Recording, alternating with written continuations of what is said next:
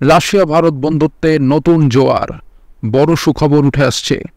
আজকের ভিডিওতে আমরা আলোচনা করব ভারত ও রাশিয়ার মধ্যে সাম্প্রতিক সময়ে ঘটে যাওয়া এক বড় চুক্তি এবং এর ফলাফল সম্পর্কে।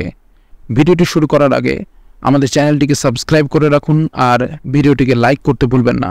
আর সকলেই কমেন্ট বক্সে লিখে জানান ভারতের বন্ধু তালিকায় ১ নম্বর বন্ধু আপনি কাকে মনে করেন।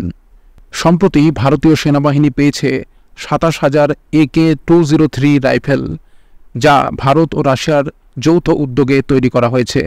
এই চুক্তি শুধুমাত্র সামরিক ক্ষেত্রেই নয়, বরং দুই দেশের মধ্যে বন্ধুত্বের নতুন দিগন্ত উন্মোচন করেছে। রাশিয়া ও ভারতের সম্পর্ক বরাবরই মজবুত এবং ঐতিহাসিক। সাম্প্রতিক সময়ে এই বন্ধুত্ব আরও গভীর হয়েছে যখন ভারতীয় সেনাবাহিনী রাশিয়ার থেকে ২৭,০০০ AK-203 রাইফেল পেয়েছে। এই রাইফেলগুলি ভারত ও রাশিয়ার যৌথ উদ্যোগে তৈরি করা হয়েছে, যা প্রমাণ করে দুই দেশের মধ্যে প্রযুক্তি ও কৌশলের আদান প্রদান কতটা শক্তিশালী।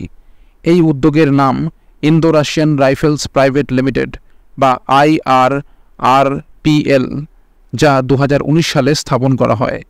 এই যৌথ উদ্যোগের প্রথম পর্বে ৭০,০০০ রাইফেল ভারতেই তৈরি হবে, যেখানে প্রথমে ৫% থেকে শুরু করে ধীরে ধীরে ৭০% লোকালাইজেশন নিশ্চিত করা হবে। পরবর্তীতে বাকি রাইফেলগুলি ১০০% লোকালাইজেশন সহ তৈরি হবে। এর ফলে ভারতের নিজস্ব সামরিক শিল্পেরও উন্নতি হবে এবং স্থানীয় কর্মসংস্থান বৃদ্ধি পাবে।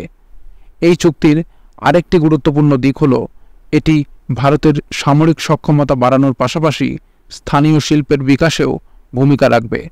ইতিমধ্যেই ১০,০০০-এরও বেশি রাইফেল সেনাবাহিনীর বিভিন্ন ইউনিটে পৌঁছে গেছে এবং আরও রাইফেলগুলির পরিদর্শন চলছে। এই রাইফেলগুলি উচ্চমানের এবং আধুনিক প্রযুক্তির সাথে সজ্জিত, যা আমাদের সেনাবাহিনীর কার্যক্ষমতা এবং সুরক্ষা বাড়াতে সহায়তা করবে। এখন প্রশ্ন হল, এই রাইফেলগুলি কেন এত গুরুত্বপূর্ণ? ভারতীয় সেনাবাহিনী দীর্ঘদিন ধরে আধুনিক রাইফেলের প্রয়োজন অনুভব করছিল, কারণ পুরনো ইনসাস রাইফেলগুলির অনেকটাই অপ্রচলিত হয়ে পড়েছিল।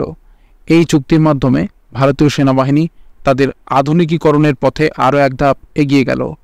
এছাড়া এই চুক্তির মাধ্যমে রাশিয়ার সাথে আমাদের কৌশলগত সম্পর্ক আরও দৃঢ় হল। চুক্তির অর্থনৈতিক দিক নিয়েও আলোচনা করা যেতে পারে।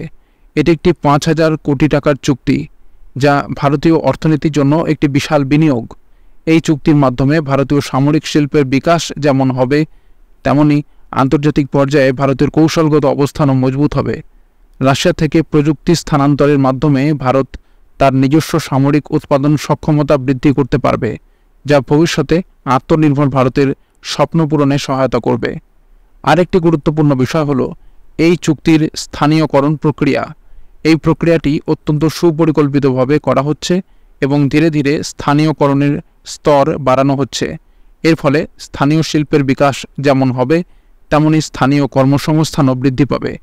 এই প্রক্রিয়াটি সম্পূর্ণ করতে ২ থেকে ৩ বছর সময় লাগবে বলে ধারণা করা হচ্ছে। ভিডিওটির শেষ পর্যায়ে এসে বলতেই হয়, রাশিয়া ভারত সম্পর্কের এই নতুন দিগন্ত আমাদের সামরিক এবং কৌশলগত দিক থেকে অনেক শক্তিশালী করেছে। আশা করি আপনারা এই ভিডিওটি দেখে উপকৃত হয়েছেন। আমাদের চ্যানেলটিকে অবশ্যই আপনারা সাবস্ক্রাইব করে রাখুন এবং ভিডিওটিকে লাইক ও শেয়ার করুন এবং কমেন্ট বক্সে লিখুন ভারতের বন্ধু তালিকায় ১ নম্বর বন্ধু আপনি কাকে মনে করেন। তো বন্ধুরা, এখনকার মতো এই পর্যন্তই। সবাই ভালো থাকবেন। অসংখ্য ধন্যবাদ।